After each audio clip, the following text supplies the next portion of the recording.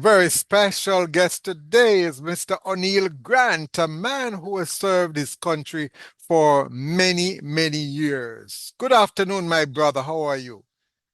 Good afternoon, Vernon. It's good to be here. Hope I'm coming through well. Well, someone like you who have been around for so long, we should probably give you your doctorate for your knowledge in the public sector. That's why you're here today. Thank you, Vernon. Thank you very much. Yes. That means a lot coming from you. Oh, yes, I mean it very seriously. Now, there's been a bit of controversy.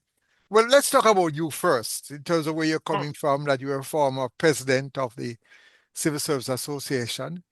Tell me a Mhm. bit more. How long were you the president for?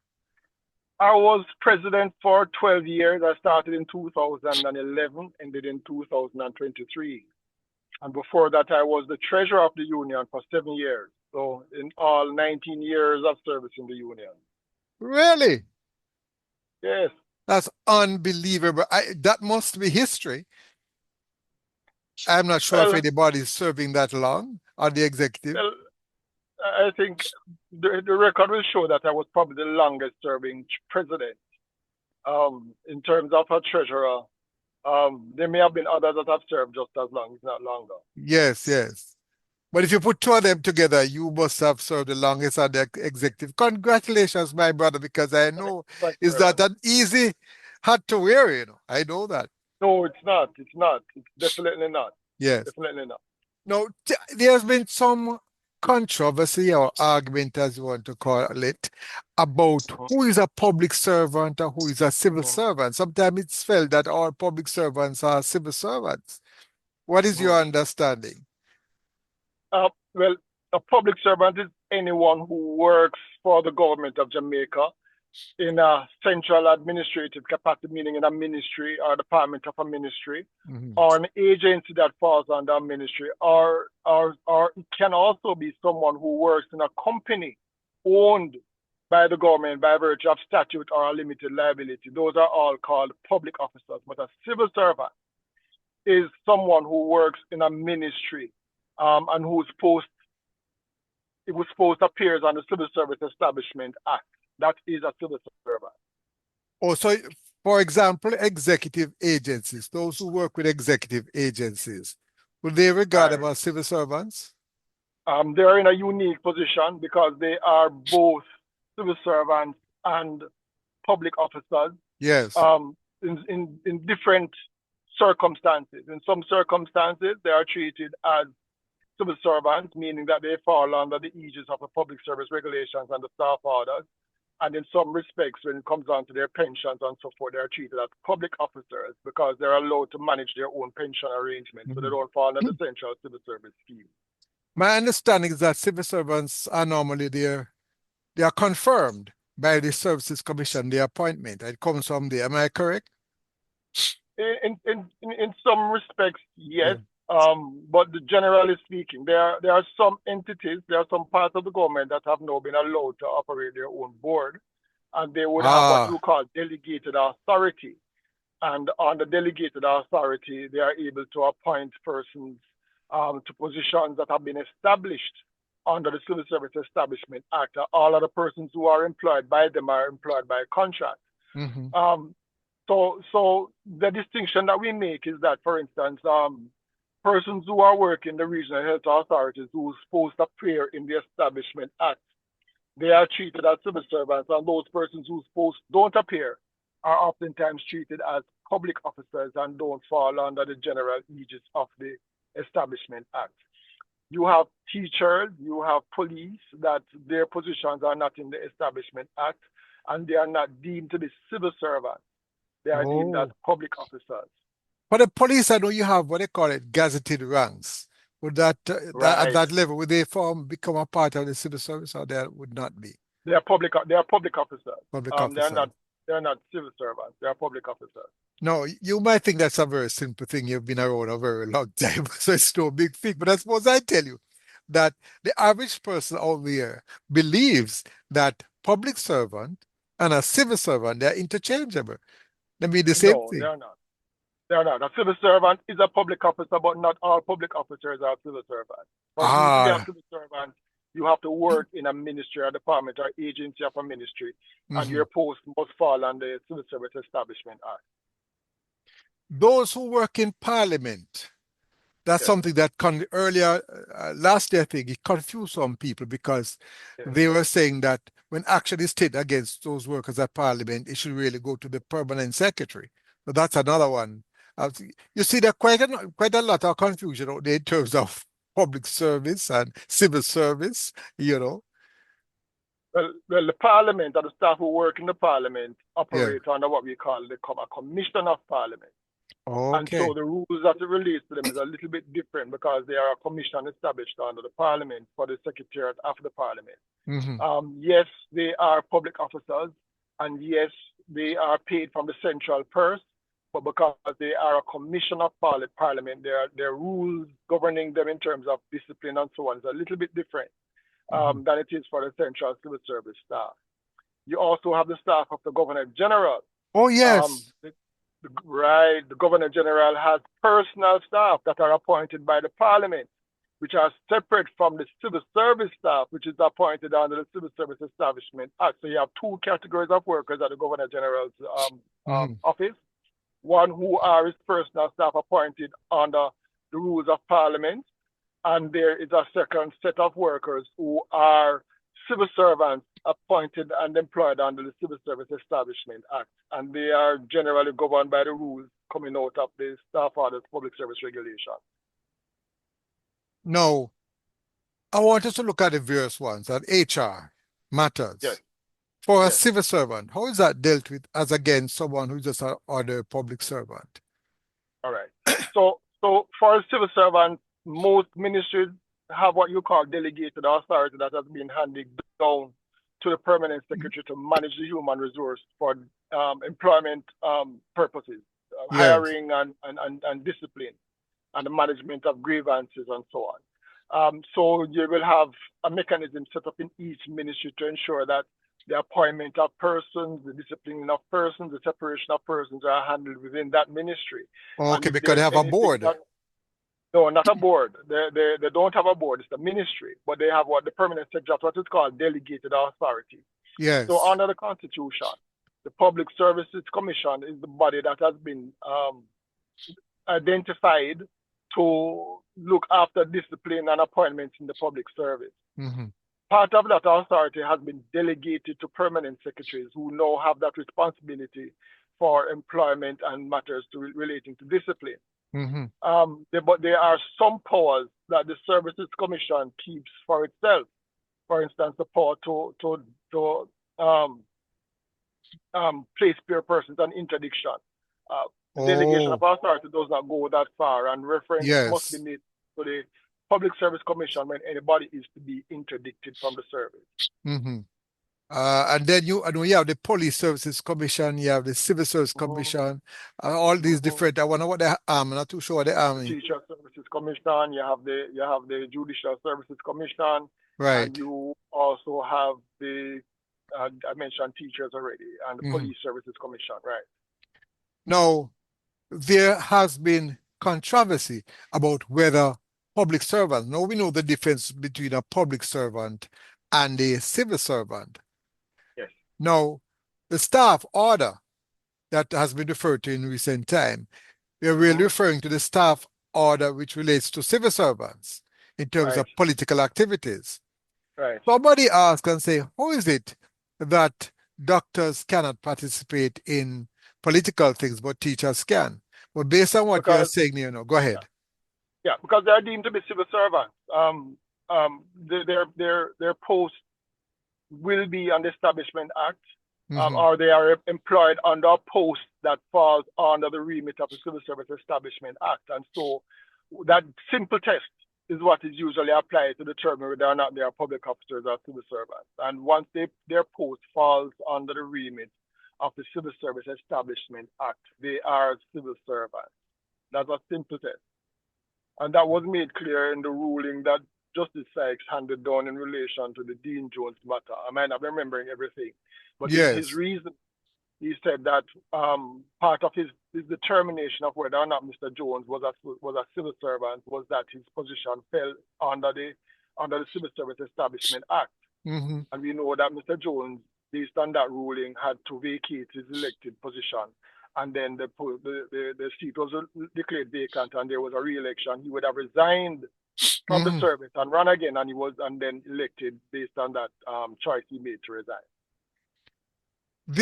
I mean, you're not a lawyer, but from where you sit, I'll tell you, you have been around so long that we should probably give you a law degree too.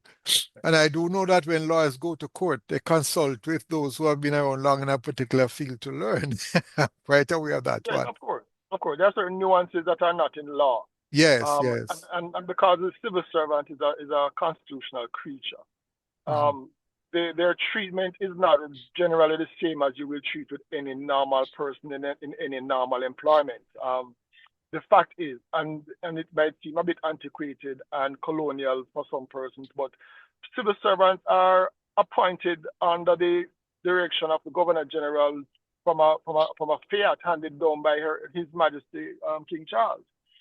So so it is not a normal person who is a civil servant. And so one of the problems we had over many years is that you have so many persons, over 100,000 people work in the public sector, but about 30,000 or so, or 40,000 persons are actually appointed in the civil service, Yes, yes.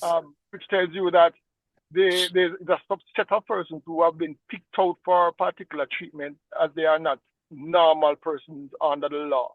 Mhm. They have to be maintaining neutrality and impartiality in dispensing public services for the national good.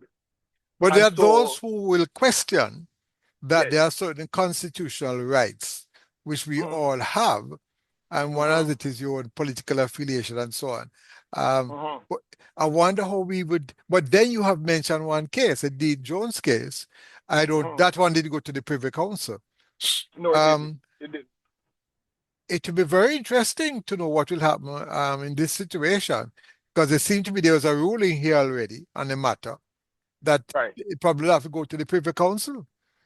right. The uniqueness of Dr. Dixon's situation is that the, the, the, the, the staff orders, it apparently appears, is now going to be challenged to test the constitutionality of Of it, right. 4.26 of staff order. Mhm. Because what the claim I'm understanding is that the blanket order against all public officers participating in political activity is unrealistic and unreasonable when juxtaposed against their right to freedom of association and freedom of expression. Now, we have to look to where our laws emanate from and our rules emanate from, and just to understand as well too Britain. that that too, that yes, Mm. and to also recognize that when we look at the states, when we talk about the role of the state, Yes. and handed down coming from parliament and government, you have two arms that feed into that, which is the military arm of the state and the Hmm. civilian arm of the state. And we are all under orders. And if you have an order that has been handed down through that constitutional authority called the Public Service Regulation, then you are bound to obey. Now, the test is whether or not the orders that we have in existence It's from in a lot of times constitutional. from is whether it still remains constitutional because Jamaica has gone and amended the constitution to put in a charter of rights Charter that of were not Rights, right? But right. I am wondering those who came up with the Charter of Rights. I don't think they envisaged this challenge, and But I'm looking. I want to look at it from a practical point of view. yes. If I am working directly in the ministry and I decide Mm-hmm, to run for a party, boy, mm-hmm. that would put me in a very weird position because I You might have can't to be be. fish and fowl at the same time, Vernon. You have to choose. You can't be a legislator and administrator at the same time. But the question is, and the challenge is, Yes. when does one stop and when does the other begin? Does the role of the administrator stops when he declares interest in running for office, or does it stop when he's successful in running for office?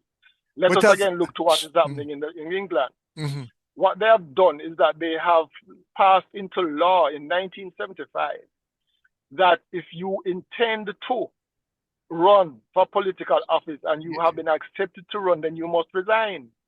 And they have But it clearly stated in law that you cannot, as a civil servant, run for a seat in parliament unless you resign. Our laws are They not don't have so a advanced. constitution at all. And the law is It's their a constitution. constitution.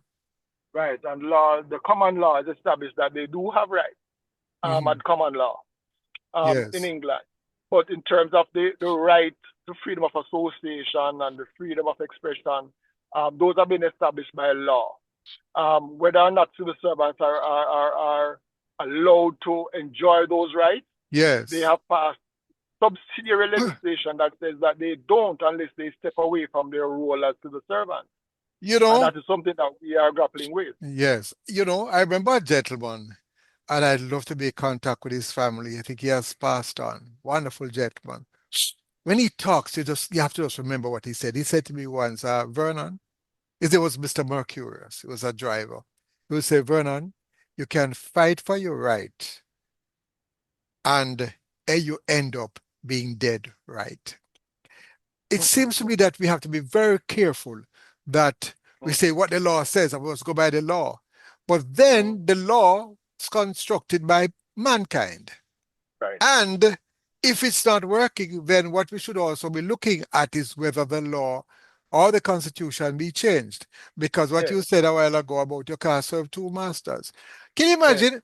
I work with the Minister of Finance and I'm running Mm-hmm. to be an MP and I have Yes. certain confidential information from the Ministry of Yes. Finance. I'm out there with it. Yes. No, man. Yes. It's Yes. Yes. untenable. And as well too, it puts the public officer in a position of conflict of interest, Yes, it particularly if the does. ruling administration Mhm. is if you're running against or running for a party that is in Against the opposition. government. Right. It puts the person in a conflict. How can Yes. you now be carrying out the wish and the mandate of the current government, but running against them in a political way? It has to be very delicately balanced, and the Yes. rules that have been practiced in where we get our law from, the Westminster Whitehall model, is very, very clear that persons who are going to be running for seats in Parliament must resign. However, it makes an exception, sorry, for persons who are not people that they call politically, I forgot the term of it, but politically exposed. Let me use the word exposed, that they are not politically exposed to matters of governance and policy. So a Yes. driver who wants to run for a local government office, that Yes. driver can run because he's not a decision maker. He doesn't influence government policy by the work that he carries out. So Mhm. he's a low level staff. He can run, he can participate, he can go on stage and speak. Mhm. But in our jurisdiction, in Jamaica, we say that no political activity whatsoever. You can't campaign, you can't endorse, you can't go on any kind of platform to speak at any political event. You can be in the audience. And then You guess can be what? in the audience, but you You can't could go on the be platform. you could be in problems if you lose and the other party wins. You could be Yes. victimized. So it's not even your interest. But here's the good thing about the UK provisions, though, Yes. Vernon, and which is something that I think if we are going to be considering this seriously, we need to look to, is Yes. that those persons who have resigned to run Mhm. um, have a path to come back to their jobs.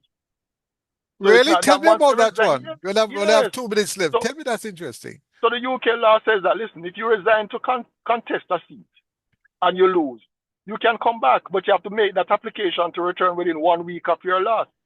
If a certain amount of, as a matter of fact, they say that if you go and you win and you have served for 5 years as an MP, and then you will go back and you lose again and you wish to return, you can make an application. However, there is no guarantee of return to the same position that you were when you left. But there is a path that they have carved out for persons who have resigned to go into representational politics to return to the Central Civil Service. It's a very Right. interesting piece of legislation, Very and I think that is interesting. probably where we need to look to, Mhm. given what we are experiencing now. Um, Let me say thanks to lawyer. Oh Lord, I was going to call you lawyer Grant, but So I'm not that learned, Vernon, not that learned. you might not be learned that way, but you're Uh-huh. definitely learned in such matters. And let me tell you, I have never heard anyone in such clear, precise, simple way. You didn't come here to tell us about section 4, subsection 5. And by the time I hear some So, section 5, I don't know which section you're talking about. You so I made have it to make very the clear. people understand what we're talking about because your listenership, I know, runs the gamut from the very lowly educated to very Yes, highly yes. educated. I have to make everybody understand. Exactly. I want to thank you very much. And you're one of my resource persons, so we'll be calling you again because it's that you have a national responsibility. Now you have so much experience, and I know government Yes, will use it sometime, but the people really needs the knowledge and the experience that you have had over the years. Thank you very appreciate it much, very much. O'Neill Grant. My Have a pleasure. wonderful day. Thank you, sir. Thank you very much, Vernon. All right, take care. Bye bye. Okay then.